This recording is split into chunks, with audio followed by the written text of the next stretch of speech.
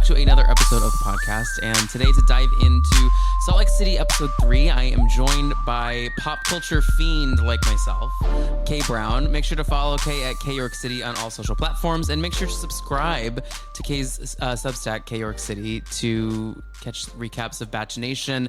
I am in Bach-nation recovery, but I want about how Bach-nation is going. Kay, welcome to the podcast. I'm so happy to be here. I was really excited when you reached out. This is actually my first time, get ready to gasp, talking about something other than like dating or The Bachelor. So, oh my God, do you feel free? Do you know the meme of the shackles? No, that's how I feel. And so I'm like, oh my God. And I was telling one of my friends, I was like, oh my gosh, I'm going on a podcast. I'm going to be talking about Real Housewives of Salt Lake City, which I know and I watch, but I haven't talked about anything other than Bachelor really, or like a dating. So this is super exciting and I'm nervous. Oh my God, don't be nervous. Oh my God, no, this but is like so, in a good way. Yeah. You're like, well, will they like me? Here's the thing. Bach-nation didn't like me, so that's why I stopped covering that content. That's fair. They're scary. Sometimes Bach-nation people are a little scary. It can be intimidating and they will let you know. Yeah, they really frightened me. I had to. My last season I watched was Katie Thurston's season, so I've been out for a little bit. Yeah, you're out. Yeah, I'm out. I mean, that feels like forever ago. It was still only like 3 or 4 years ago, but I know it feels so many like a seasons have different happened lifetime. since then. Yeah.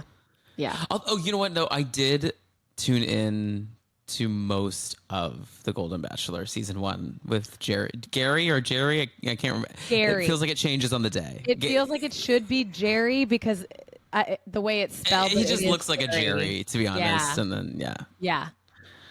I did tune into some of that, which that ended in a very. After the show ended in a tragic way. Is there any content that I'm missing though that's like really good over there? That I mean, I know you're covering it professionally, so like where if I were to jump back in, where should I jump in? Honestly, I don't think you need to worry about these past seasons that have just happened. I think you need to jump in, and if you were going to go back, you should just go back to this most recent season of Bachelor in Paradise. They have a full facelift. So Bachelor in Paradise, they're at a new location. They have a new production's the wrong way to describe it, but no, whole, I know like, what you mean. I've seen stuff about it. Like, yeah, it looks different. It feels different. Yes, they have like different games. They've really upped it. They also did a whole cash prize twist about it too, which nobody knew leading up to it. So if you were going to go in, I would go watch that. And obviously Taylor Frankie Paul is getting ready to be the new Bachelor. I know. I have mixed feelings about it. Here's my thing about Taylor Frankie Paul is that what makes her so watchable. Did you watch Secret Lives of Mormon Wives? Yeah, I need to. I watched the first season. I did not watch the second season. I need to catch up. I am behind. It's okay. The show goes down easy. I don't know that it's a good show, but it goes down easy. Does that make sense? Like it's like easy to put on, and the content is not breaking your brain. You can catch up really quickly, but I don't know that it's operating on cylinders like SLC. But what I was going to say though is I think she thrives in the chaos of Park City, Provo, Utah, like all those places. She's the naughty Mormon girl. She's all of this. She thrives around all of the. She thrives being like the bad girl amongst the goodies. Yeah. I don't know if you take her out of that zip code if she's going to land right. Like if she's going to create good content. And the other thing is her family is so crazy. I need them involved in Bachelor in some way. Like her mom and stepdad have to be there because it's going to be nuts. Well, sure, they will be there for that, crazy. I guess. Yeah.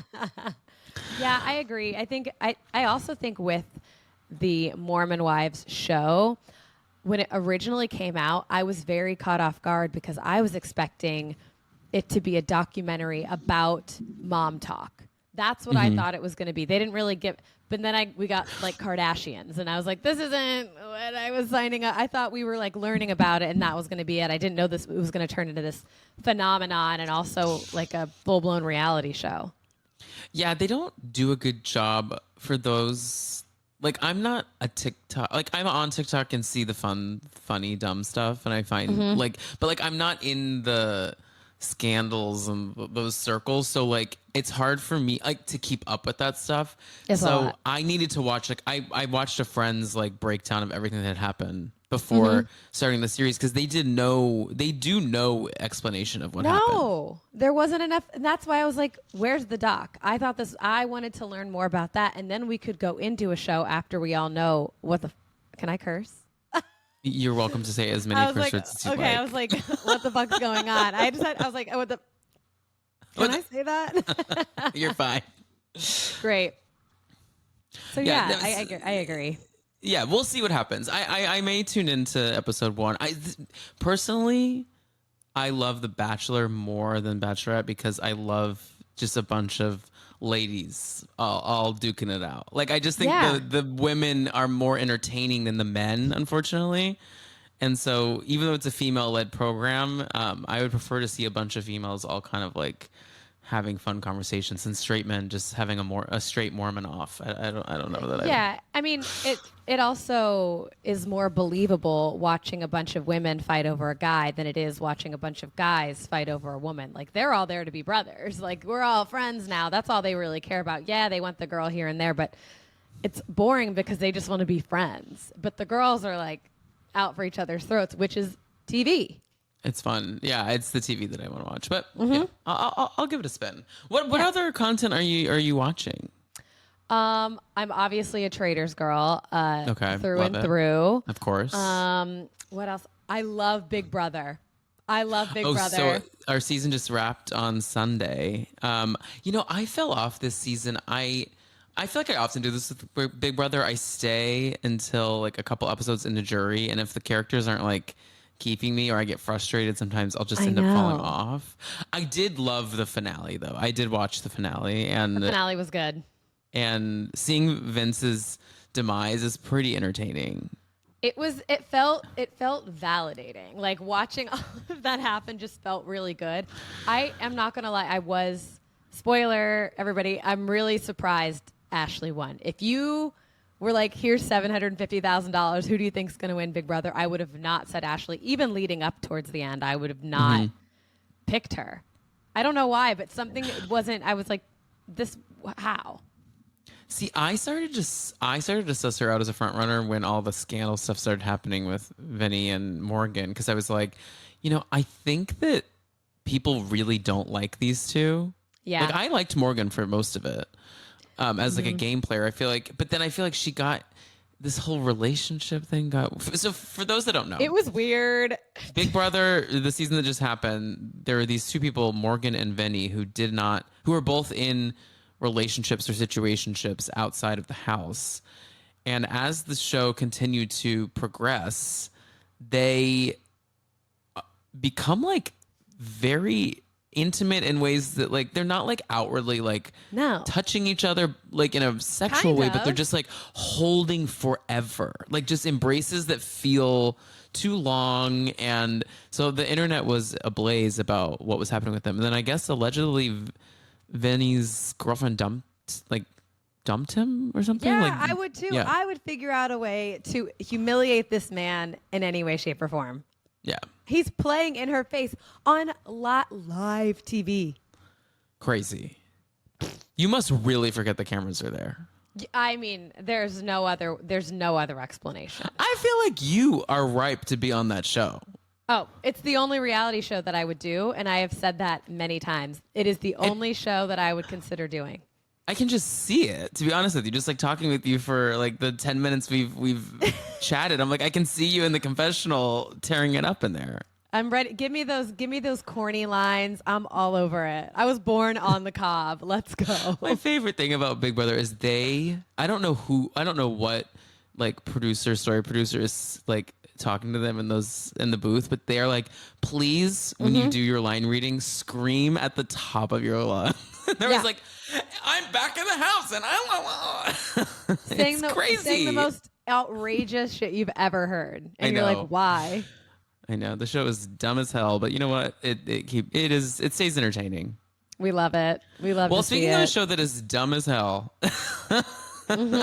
but so entertaining, The Real Houses of Salt Lake City. So once again, guys, here on the podcast, we are exclusively covering Salt Lake City this season.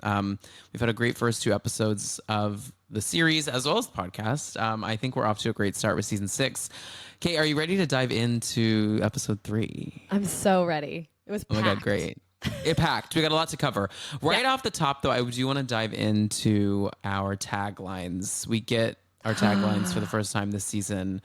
Some hits, some misses. I'm going to read through each of them, and then I want to hear your thoughts on kind of like first thoughts. What came to your mind when you heard it? Do you like it? Do you love it? Do you hate it?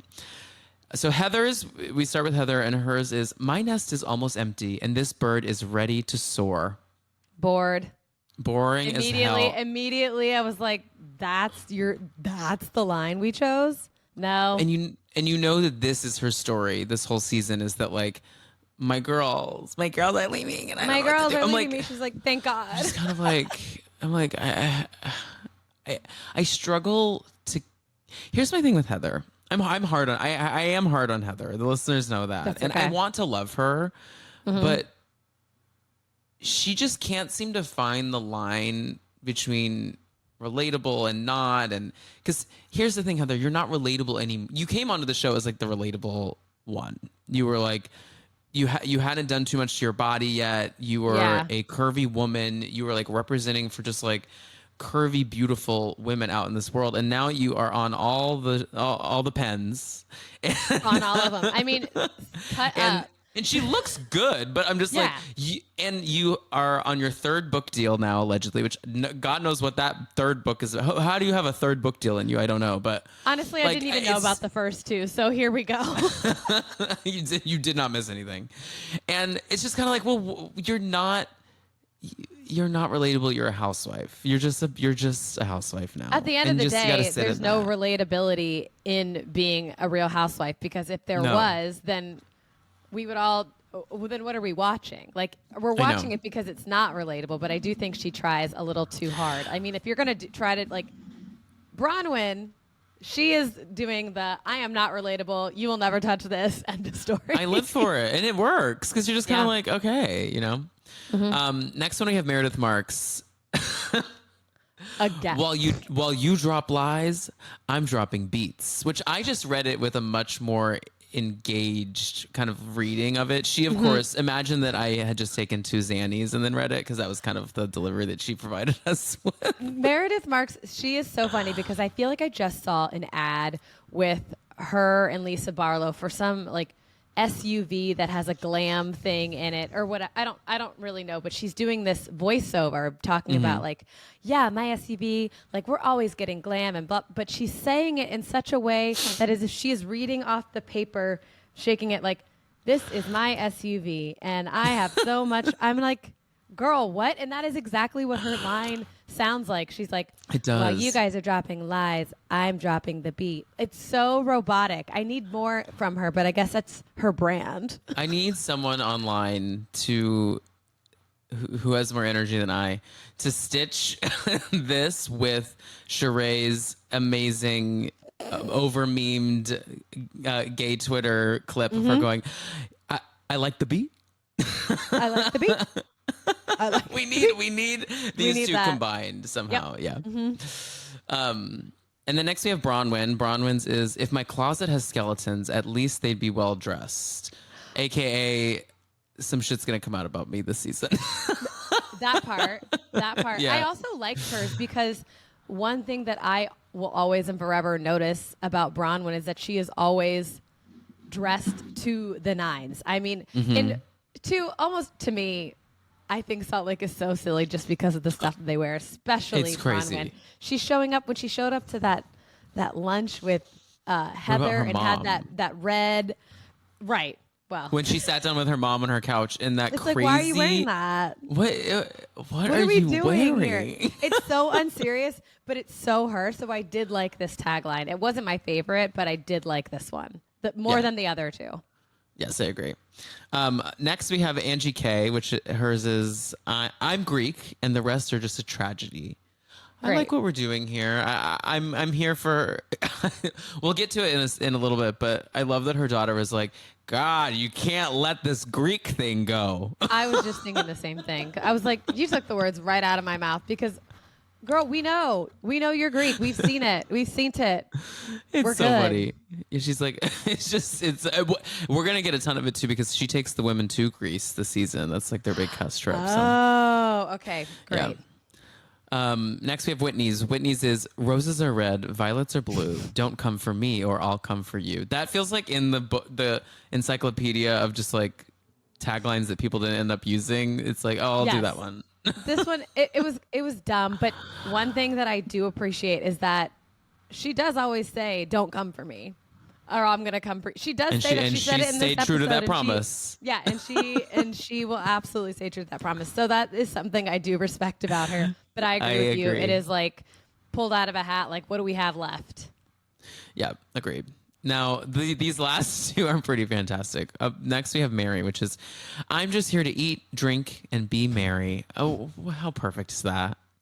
It is perfect for her because I don't even know what we would say about Mary at this point because I've always been a Mary stan. I think she is the perfect amount of unhinged but honest. Like she's never not been who she is.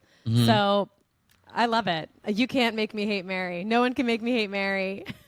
Never forget the season where her tagline was like, if you come for me, if you come for me, I'm going to send Jesus after you. Yeah, something else. That was her tagline. Is that a threat? I know. I'm like, okay. Should I keep this show on or? And then last but certainly not least is our woman on the verge of a nervous breakdown at any moment, Lisa Barlow. I don't go low, I go the distance. It's a 10 for me. It's a 10 for me, but the woman, we'll get into it. I stay having beef with this lady because she just has she has no laws are had at her own expense at the Barlow home. She is who she and I have met Lisa Barlow. I actually was at Bravo Fan Fest in Miami last year and got to meet Lisa Barlow. And we were also hung out afterwards. Like we went out to the bar, like we were at the Bravo after party that was like just cast and crew, which we almost got kicked out of, LOL. But I love Lisa Barlow. She was pushing Vita Tequila on us. Because one thing, again, she's going to stand 10 toes down about her Vita Tequila, which... She's a businesswoman. She's a businesswoman. And she will go the distance. It was just so iconic. I'm so glad that they decided to use that. I agree. I totally agree. And then a little about BTS. I was watching Watch What Happens Live this morning, and I guess Mary's tagline was a tagline that she had recorded for last season, and they didn't use it. And Andy was like, this is such a good tagline. It's crazy that you guys didn't use this. Please use this on the next season. Yeah. A little BTS.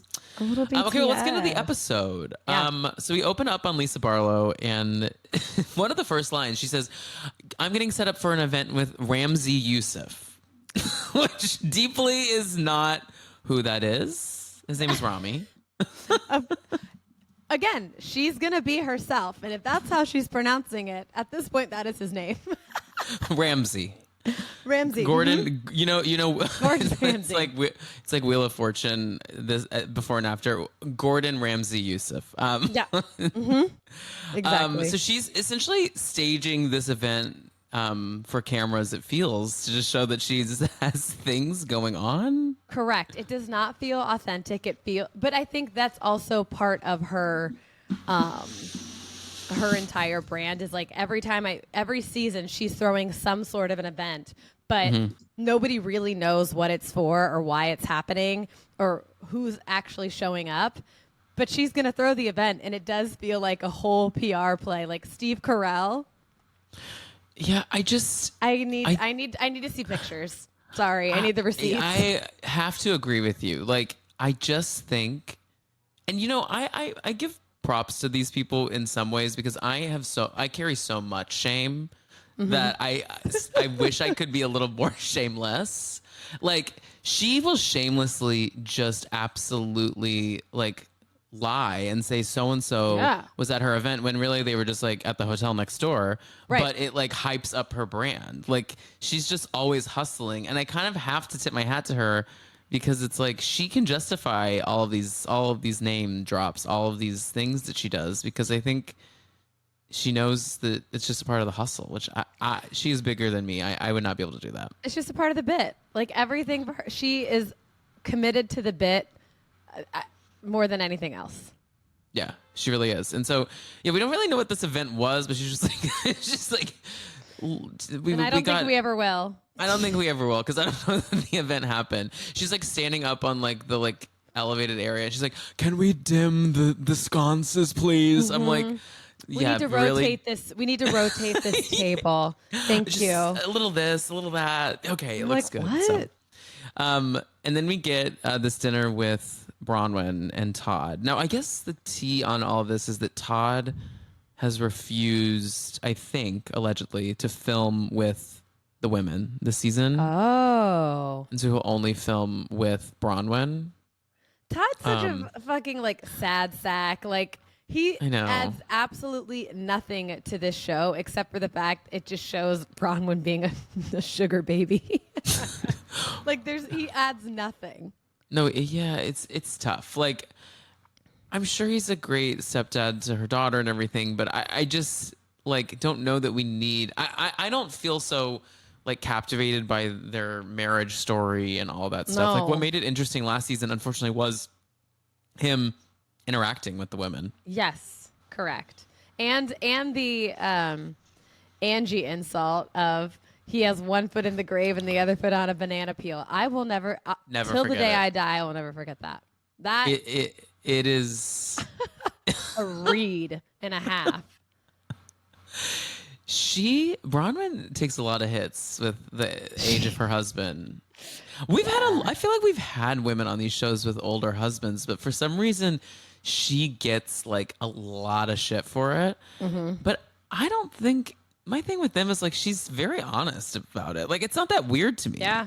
No, I don't, maybe you can tell me, does she talk about the fact, maybe I missed this, that she is actually in love with him, or is she open about the fact that this is just like a financial decision? I don't know if I know the answer to that. She doesn't necessarily. She has said before, I think she's kind of alluded to the idea that she kind of needs a like father presence in some way, and like he filled that kind of like paternal space as well as a partner. He provided stability for her and her daughter. Like, I think that she's fallen in love with him for a multitude of reasons, some of which being a bit transactional. I think she's like kind of alluded to that. Okay. Which right. I kind of like get. Like, I mean, if someone has a lot of money and they want to take care of you, the world is hard, y'all. Like, I can't really shame you for doing what you need to do to keep you and your daughter. That's all I'm trying to fed. do. I just need a man to take care of me. I know. Especially as I get older, I'm like, Jesus, it'd be really nice if my partner made $1 gazillion. Right? And then I could just do my silly little things on the side and not have to worry, and just, you know what I mean? Like, I would love that. I know. The only thing with her and Todd for me that is trouble is that you can tell she's nervous filming with him. Like, yeah, I feel like not because he's like cannon. Yeah, she's like, please don't. Oh, Todd, don't say that, Todd. It's like, you should just let him kind of exist in his own world and just let. I don't know. I don't like the protecting of him. I'm worried about that. He's also kind of was a on dick. Watch What Up. I know. Well, yeah.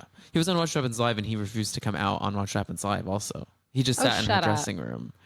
Yeah, it's kind of a weird look to me. He's such a buzzkill. I know. But her life drama is that her parents moved in with her, as well as her daughter's boyfriend, and then her dad was recently moved out because he's dealing with Alzheimer's, which we'll kind of get to a little bit more of that later. But Todd is essentially financially supporting her parents, which I mean, it's kind of what you do in a partnership. So, but she's got a lot going on, and but I do love honesty from her, like about her current situation. Lisa Barlow struggles to get. We'll never real. know. We'll never know, you know? with Lisa. With so Bronwyn, I do agree with you. I always like it. Yeah, I agree with you. She is very honest about everything that she's going through, which makes her likable because to me, out of all the housewives, she's the least likable. I'm not a Bronwyn fan. Yeah. See, I like her I don't give a fuckness, but there are aspects of her like I think she's doing a great job of coming for Lisa. She's really standing on it's just great down. TV. And she is a I think better at this than Lisa is. At like the sparring. But we get these two kind of dueling housewives and their parents' situations. Angie has lunch with her dad. And then more importantly, Bronwyn has lunch with mom. And mom I love to see a mom crazy for mom Phil a little bit. Mom is like, you better get used to this life of caretaking because it's going to be a revolving door of that. Because by the time I'm gone, Todd will be the age in which you have to be his caretaker.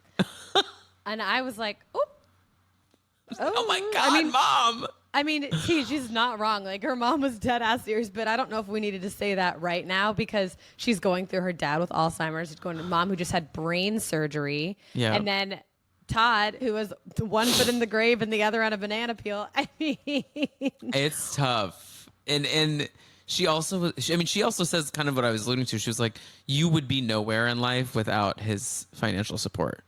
She essentially says that on camera. Yeah, honestly, if my mom said something like that on camera, I'd be like, cut the cameras, dead ass. Dead ass. Dead ass. Like, no, because that's not going on TV. Crazy. There's something so funny, though, because they're all, like, Mormon adjacent, where Bronwyn's like, Mom, do you want me to, like, make a beverage? And then she's like, I would love a beverage. And then she goes into the fridge and grabs a Dr. Pepper and a Coke Zero. And I'm like, okay, well... Next. That's not what a beverage. This is not a bevy. No. That's a soda. Do you want a soda? Mm-hmm. Yeah. No. What is your soda of choice? Mine? Yeah. Uh-huh.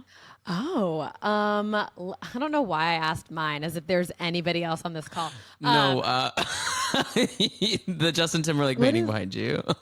I know. It's actually Kamala Harris and Joe Biden. Oh, shut up. I love that. I know. Wait, that's so funny. Wait, what's the other one? Oh, Clueless. And then what's above you? And then Rihanna. Racism is small dick energy. I love that. Yeah. Okay, so I guess my soda of choice would probably be like, I love a grape soda, and this is not I love Poppy's grape soda. That is my favorite thing right now. I haven't had their grape soda. I love their... they have this like raspberry... I don't know if it's rosé or rose. Oh, it's like raspberry rose. It tastes kind of like a sparkling like rosé, like a non-alcoholic, of course. But like, I really like that. I also I just love a ginger ale or a root beer, a Sprite, a Mountain Dew. I'm not a big soda person, but same. But if I need like a little bump of soda, it's gonna be like the grape soda or like a Sprite or honestly, nothing hits better than a Sprite. I was out at Pride in WeHo. So good. And I was dying of thirst because it was like 1,000,000 degrees outside. And I was like, you guys, I have to go into a bar and get a drink. And then I was about to order a water and I was like, you know what? Can I have a Sprite to go? And I took my Sprite and I was down and it was so fun. The Sprite really hit. I love a fountain Sprite. It really hits. Wait, have you done the I think it's Utah, like Salt Lake City, Slurp, swig. The swig with the creamer in it. Have you done that? Not for me. Not for me either. I would go and get something to just to like understand what it is, but I don't love like that much sugar like that. But like it's so much. I think if they've lived this life of no alcohol and no coffee forever, this is their vice. Something. Yeah, they need something. We'll let them have this. I'm not going to drag it because you know what? You can have this. Yeah. So next scene, we head over to Heather's house and we hear about her third book deal, which once again, I have no idea what that's going to be about. I guess they're setting up her like love room or something. I just this all felt I didn't so understand this scene. It felt crazy. I was like, why are you in a hazmat suit? Like, I don't, or or the paint thing. That's what. Yeah, It's so weird. Yeah, there's no it was paint on the bizarre. walls. It just felt like There's no like paint in the tray. terribly staged. One thing that I've noticed about, I don't know if it's some work that Heather has gotten done recently, but every time she's trying to listen to someone, she does this thing. Go back, you'll clock it the next episode. Yeah. Where one eye is like nearly closed. And she's like one eye's open and one eye's like closed, and she's like, I'm like, Heather, you own a med spa. We should look into that. We can't have one side of your face doing this like weird thing because the CCs weren't even out in the face. Like I know. We can't have that. Either you need to close both eyes or they both need to be Look open. alive. Yeah. We need to Please. pick one because we can't do both. No. Now Heather does do the good move here and tells. I was worried about in last week's scene where Lisa said that insane thing about how like I'm just doing bigger shit than everyone else here. I was worried because Heather loves to be besties with the popular girls that she was gonna like keep that close to her chest. I'm happy that she's telling people about it because that was one of the worst. Lisa can't get away with that. Lisa can't get away with that, unfortunately. No, that is such a shitty thing to say. It's an ensemble show. Like they all are there because they create a chemistry together. Like you're not doing bigger shit. No, and I think Lisa, you want to get along with these people. You wonder why they bring up your lawsuits and all these other bad things that are happening in your life. It's because you're shitty to them. Yeah. It's because you're not treating them with respect. So how are you saying this is not helping your case? Not at all. She does not know how to make herself look good. No. She's incapable and of it. And I don't know. I can't figure out why. Maybe it's just the commitment to the bit, like we talked about before. Like she's like, this is who I am. This is what I'm standing on. This is my brand. And I don't care who likes me or doesn't, but I'm going to stick to it. Well, I think she is someone who has never really been like challenged. Well, like, yeah, I don't think John Barlow challenges her. I think he just smiles and nods. John Barlow has never challenged any, even when the whole Whitney's husband, Justin, the two of them, it still was like empty threats. Justin could take him any day, and Justin couldn't take a lot of people, but no. It's Justin and his veneers against the world. Please, oh my God. They're crazy. It's Salt Lake City and their veneers versus the world, honestly, as like a whole. Mm-hmm. It's crazy there. Crazy town. The work these Mormons are getting now. Well, I don't understand how Mormons want to be so pure. They will not touch alcohol. They will not touch caffeine. But what they will touch... cosmetic. Any sort of injectables into the face. Ah. This is also their vice. It's the sugary... sugary sodas and injectables. Yep. And you know what? Good for you. On Secret Lives of Mormon Wives season 2, some of them did ketamine therapy, which I was like, you're just because it's called therapy. I mean, like, I'm a proponent for ketamine therapy, but like, I don't have an issue with people doing drugs. But like, you guys are so incredibly conservative. But the second therapy is in front of it, you guys are like, oh, I can trip safely. That's like, not how. That's not how it works. That's not how this works, unfortunately. That's not how it works, divas. No.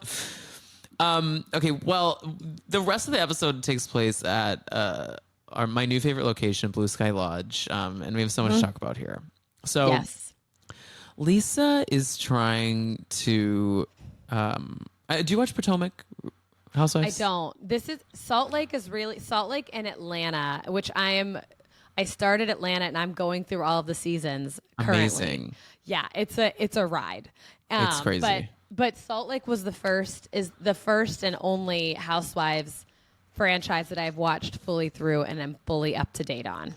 So after you finish Atlanta, you need to dive into Potomac because there's a new season of Potomac that's about to come out that looks like it's going to be great. There is a nearly identical scenario that happens in Potomac where Karen Huger, the one who was just arrested and just recently got out of jail. Yes. Karen does a press conference addressing her legal woes. It's nearly identical to this, and it is equally as dumb and confusing and chaotic. You got to check it out. I think it's in season 2. I have a question really quick. Yeah, go ahead. Okay, so with since we're on the topic of like housewife lore and everything, so I've seen Salt Lake, and I feel like every single time without fail, they have some sort of crash out at every lunch, every event, every time. Is that how all of the franchises are, that there's huge blowouts at everything? Because this is crazy to me. I'm like, how are these women even speaking? It's worse than Vanderpump. I mean, they are literally every single event that they go to or that they're at, even together, even at camping, they start screaming at each other. Short answer is no.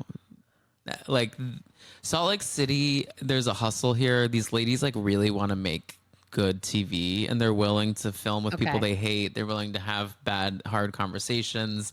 They just get it. Like they're really good at making good TV. I think because they're just all down to like get into the muck a little bit. Where we run into issues with other series is that they're a little too aware of the show and the way, but not the show. It's more like they're too aware of their image and things like that, and they won't address everything. Like Beverly Hills is kind of like the overall, like I think front-facing Bravo favorite. But if you ask real Bravo heads, housewife heads, everyone has a lot of frustrations with Beverly Hills because like nothing happens. Like these 3 episodes, these couple storylines would transcend like a 20-season arc of Real Housewives of Beverly Hills. Like it would take forever to get to this lunch that we're having right here. Like certain shows just move at a different cadence. Like old school New York before they did the reboot is similar to this, where every episode ends in them at a happy hour, them on the Upper East Side at a club, somewhere screaming at each other. Yeah. New Jersey kind of used to be like that. And Potomac and Atlanta always kind of bring it. Atlanta's not as much, but there is a lot going on in Atlanta. Like there are fights and everything, but nothing. I mean, no reality show is ever compared to the screen match that I've seen on Salt Lake. It's insane. It stresses me out. No, I know. At least, see, I find it calming. My partner is like, I've just been overwhelmingly stressed right now with like life stuff, the state of the world. It's all weighing on my mental health, as it is. I know all the listeners here.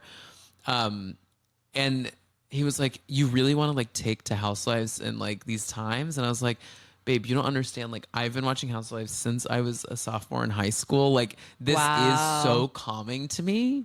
Like hearing these women scream at each other. Like I could put this episode on repeat and probably fall asleep to it, and I would have great dreams. And all you're hearing is dismissed, dismissed, dismissed. Yeah. So Lisa has all the girls to Blue Sky Lodge. She invites an A team and a B team. So the A team goes skeet shooting. Have you ever gone skeet shooting? I haven't.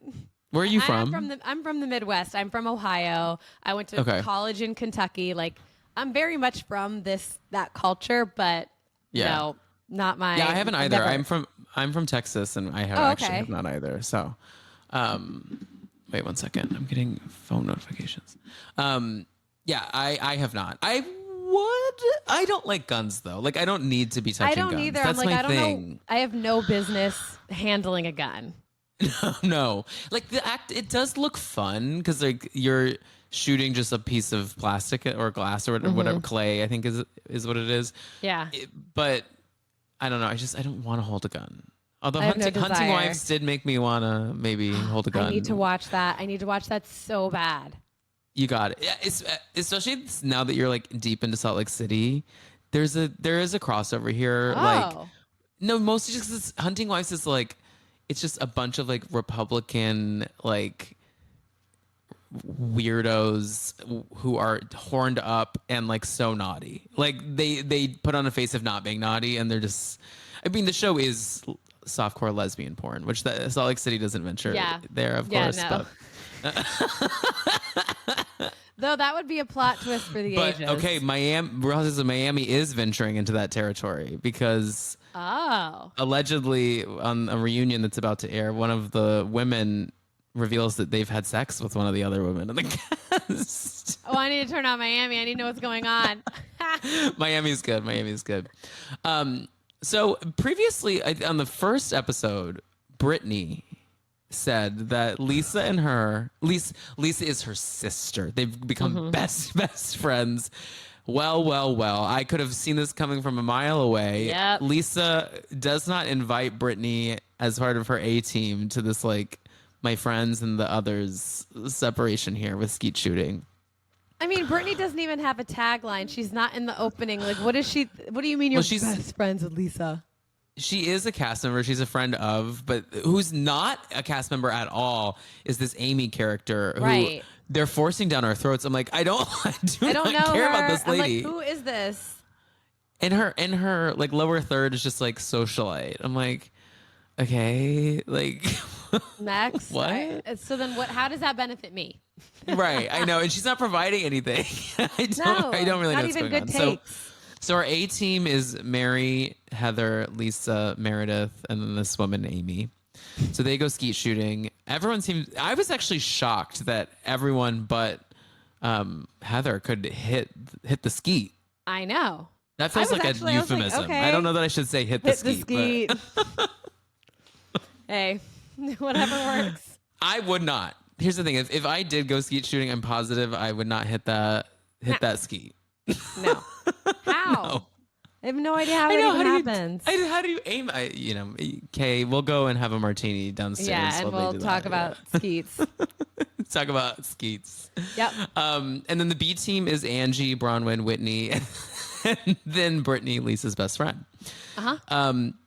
So after they finish skeet shooting, they meet up with the B team, and the B team all is like, why did we get invited to a lunch? Like their ears are perked. They're like, something is going to happen. This doesn't feel right. Like Lisa invited us wholeheartedly here.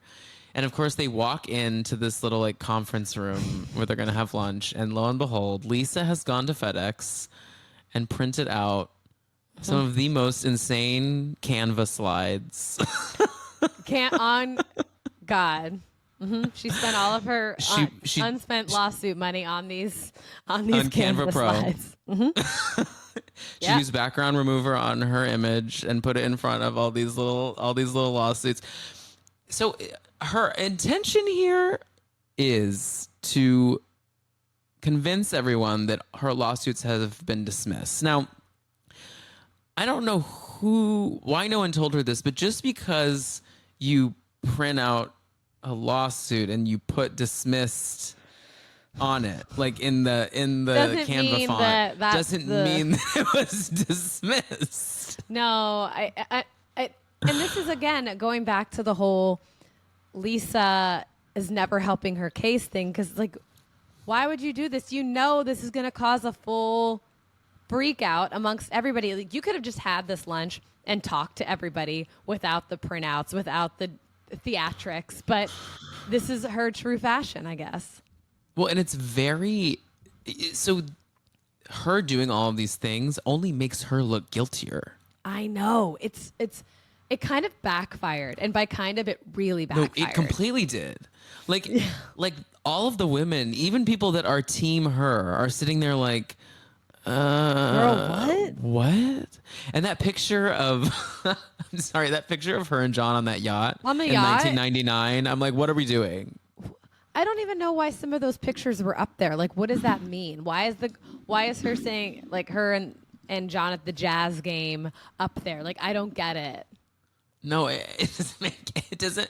Well, so the jazz game, I think what they're trying to do is that is how. Oh, remember, like season 2 was like she hooked up with someone for floor seats at the jazz game. But then Bronwyn was just like, that's not what the courtside seats look she's like, that's not what they look like. Those are not the fold down courtside seats. So they did look like AMC recliners that they were sitting in. Yeah, they look gorgeous. Like, I would be like, I'd rather sit there than courtside. Courtside, I know. I mean, with a ball. I assume you're similar to me in that I deeply don't care about basketball, and I'm just happy to be there for vibes. But if I can have some comfort, Right. I'm absolutely in. It's all fine, but yeah, I'd rather be in the AMC recliners. Hello, yeah. So yeah, we have John and Lisa on the yacht. We have this jazz game situation, and then we just have all these lawsuits. But also on the lawsuits, everything is blurred and like there's all these like bars over all of the information that actually would mean anything. Is essential to her point. So it could not even be lawsuits that were real. Like they could have just been fake ones. Like I know. She's not helping herself. Like the more she panics about it, the more she does things like this, she's only fueling people to question it more. Like if you stop talking about something, it's more likely to just go away. Than if you like further fuel it. So it's just not a good look. She really set herself up poorly for this because I agree with you. I mean, I don't believe even more all of the rest of the stuff and how she handles it. It seemed so silly and it seemed very guilty. Like, sorry, get the cops there. I don't know. I do not think it's on Jen Shaw level in any way, shape, or form. Certainly which is an outrageous comment from Angie, but I do love Angie. Angie's my favorite. I absolutely love her. But yeah, it's not Jen Shaw level. Jen Shaw could have used some effort behind squashing her lawsuits. That's also my favorite part about the housewives. It's like, why are all these housewives going to jail? Like, I love that every season or every franchise has somebody that's going to jail in some way, shape, or form. Love it. 10 out of 10. Well, I think it's because scammers are going to scam and they'll scam their way on to a television show. Yeah. And I think a lot of scammers think that they think they can get away with things longer if they are just more front facing, Absolutely. Yeah. Because they can distract from, it's like, look at Everything me, else. do all this. You like me. I can't be bad. And then they're monsters. So the girls sit down and Lisa reveals this lunch is about me. And there's something about Lisa, the way she just like does her shtick. You can feel the emotions are like here. Like her voice is warbling. Yeah. She's not well. She's right. She's not well. The woman is not well. She's on her last like straw of everything in her life right now, and she's not okay. Like she's just on the verge of a deep nervous breakdown and pointing at things, being like, and then she goes. And then she says to Bronwyn, she's like, dismissed because it's none of your fucking business. This is one of her quotes. She says to Bronwyn when she's challenging her. It's like, what do you mean it's not my business? You invited me to sit in this conference room and look at dismissed written all over everything. You've made this absolutely my business, and we didn't even ask for that. It doesn't make any sense. It is so unbelievably confusing. And another thing, too, about her is that she digs up so much crap on these ladies. She's coming for their businesses. She's doing all those things. Yet when someone comes for her business for 2 seconds, she's like, I am a self-made woman. I work hard for this. Me. It's like, you can't do that when you come for other people's shit. She throws really low blows and her insults or her like comebacks are insults. Like the whole redheaded thing with Whitney, and then like so the dick weird. sucking thing with like, why are we? It feels very immature and very silly. Yeah, it's so immature, and this show is deeply immature. But somehow this is even lower than anything we've ever done before. Yeah, this was a different. Because I think this was the biggest scream match that we've had on Salt Lake in the past 3 seasons. I mean, the most like yelling, screaming at each other. I mean, we've had big ones, but this one feels, I don't know if it's recent, but it felt big. No, I know what you mean. It felt big and it felt real. When we get to the Whitney situation, like it feels really real. It doesn't feel like a put on fight. Like it feels like we're actually really fighting. And You know, you have to give props to BronMom, love her or hate her. Like, she's receiving all of this vitriol and she's so calm. And you know, it pisses Lisa off to no Oh, yeah. fucking end. Because Just to see Lisa her has sit no there. chill. Lisa's level 10 on everything she's going to give you, whether she likes you, whether Yeah. she hates you, when she's mad, when she's happy. It's going to be level 10. There's no like in between. Yeah. No, which, guys, I've been talking mad shit about Lisa, I feel like, this whole episode, but I do want to clarify, like, she is necessary for the show. And I think Absolutely. we have to recognize that with all of our shows. Like, there are monsters on all these shows. There are monsters all over Bach-nation that need to continue to be on Bach-nation because it makes her good content, you know? Yeah. I mean, you could never make me hate Lisa Barlow. She's one of my favorites ever, but she's cuckoo for Cocoa Puffs in this fucking episode specifically, and then also in general, but sorry, love her. Yeah. And then we have all these ancillary characters in Salt Lake City, like the people of Salt Lake City. And in this last episode, we had that crazy waiter with the big eyes that was like, and the women, and the women who were judging Heather's outfits. I don't know if you saw people going online all about the two women in that scene. Oh, I'll send it to you. It's funny. You have to. But in this scene, we have this poor waitress who reminded me so much. She had the energy of Ava from Big Brother this season. like a little kooky. A little kooky, a little nerdy, and just like, oh, what do we do with you? And she's like, hey, you know what you want to order? This poor woman was thrown into the lion's den with raw meat surrounding her, like fresh blood on the floor, and she's supposed to go in there and be like, what can I get you to drink? What do you mean? Do not give them anything to drink. All these ladies just took their Ozempic that morning, and none of them are going to eat any food today at this function. They're going to have a tequila soda and call it They're going to have a Vita margarita espresso martini. What was the name of the cocktail? It was like fancy free or it was like something she named like fanciful. I'll find it while we're talking. Something. But she went so far as to name cocktails after people coming for her. It's like, girl, you have lost the plot, all sense of plot. Yeah, she's lost the plot. But again, I will cheer Lisa on for sticking to the bit. Yes, you look way more guilty than you did before, but kudos you for standing 10 toes down with whatever bit you're trying to put on this time. It was a fanciful tale. Thank you. Yeah, fanciful. Now, what kind of cocktail that was, I'm not totally sure, but it was a fanciful tale. Well, I think it's an espresso martini with Vita. Or maybe that's what she was drinking at one point. Do you like an espresso martini? I love an espresso martini, but I can only drink them like before 8 p.m. Oh, I was thinking I can only drink them before 5 p.m. I can't. It's like the one. I'll have one of them, and it'll be like like when you sit down at dinner, I'll have like an espresso martini at the beginning of the meal just to get me going. But that's it, because people who drink them late, like I'll wake up with the shakes at like 3 a.m. with an espresso martini. No, I know, same. I have friends that is their nightcap, and I'm like, are you crazy? No, that's an illness. We need to their brain needs to be studied. We need to unpack that off pod. Yeah.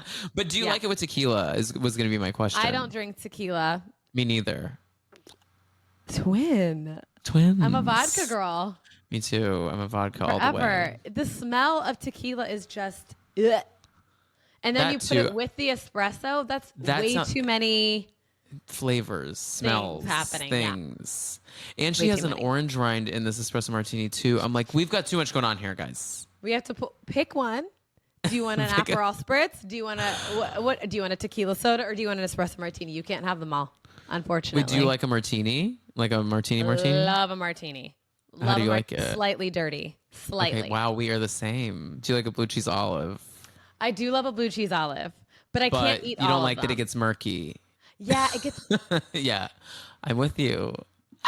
Wow, you really are inside my head right now because I'll like I like the blue cheese olive, but sometimes it is too much. But I like the way it like looks. It feels more fancy than just a regular olive, so I always get them, but I don't always eat them because it's a lot of flavor. It's a lot of flavor happening all at one time. And again, I only like my martinis slightly dirty, so it's like a little too much. I don't know. I love the taste of vodka like a psycho. I just do. No, honestly, me too. Yeah, we're gonna go get teenies together. Please, I would love it. Same. So the end of this whole like situation, where we really pick up speed is a couple things. One, Meredith deeply was zoned out on that camping trip and said absolutely nothing in defense of Lisa. I don't know what narrative she's got going in her head where she was like, she was somewhere else. But she's convinced that she was just like standing up for her girl, and sadly the footage reveals otherwise. She just said one thing. All she said was, we should talk about this with Lisa, and that was it. That was it. We're like, okay, well, sure, I guess that was technically standing up for her, but she's trying to play it off as if she was like up to bat. And it's like, no, babe, you were in the stands. Yeah. With and a sign. every woman was like, unfortunately, that's not what happened. Yeah. Yeah, they honestly, Meredith, she was let again into the lion's den. She said that one thing and they go, crack. You know that sound that yes. That's like crack and their head like turns, like that's what happened. Mm-hmm. Yeah, agreed. And then we have, Whitney. Whitney is, I am a Whitney head. I say this every episode. I always find a way to defend her because I like that she just stands on business, as the kids are saying now. Like, I know her delivery's terrible. I don't think she is in any way like wish fulfillment of a housewife, but like I just love that she's like, Lisa, you are so hypocritical. You are coming for all of our businesses. You have us sat in this room staring at your business, but are unwilling to explain to us what is even going on. It's insane. Yeah. And so she starts to come for Prism and everything that was going on with Whitney's business and calls her redhead, and she thought she said redneck, and she starts freaking out.